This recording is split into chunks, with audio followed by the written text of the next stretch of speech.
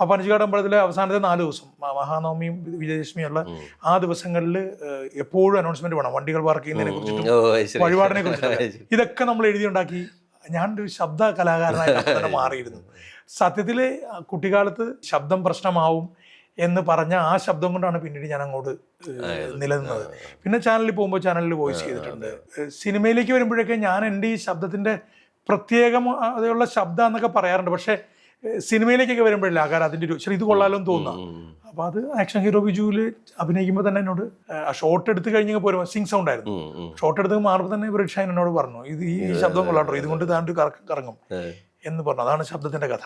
പക്ഷേ അതേ സമയത്ത് തന്നെ അനീഷ് ചോദിച്ച ചോദ്യത്തിന് മുഴുവൻ ഉത്തരവാണെങ്കിൽ എൻ്റെ കൂടെയുള്ള ആർട്ടിസ്റ്റുകളിൽ ചിലർ എന്നോട് 1-2 ടേക്കുകൾ പോകുമ്പോൾ, വളരെ സീനായിട്ടുള്ള ആർട്ടിസ്റ്റുകളാണ്, നമ്മുടെയൊക്കെ വളരെ ക്ലോസ് ആയിട്ടുള്ള, നമ്മളോടൊക്കെ ഭയങ്കര തുറന്ന് സംസാരിക്കാൻ സ്വാതന്ത്ര്യം, അങ്ങോട്ടും ഇങ്ങോട്ടും, അങ്ങനെ കൊണ്ട് ആളുടെ പേര് പറയാത്തത്, വളരെ വളരെ വളരെ വളരെ പോപ്പുലർ ആയിട്ടുള്ള ആളാണ്.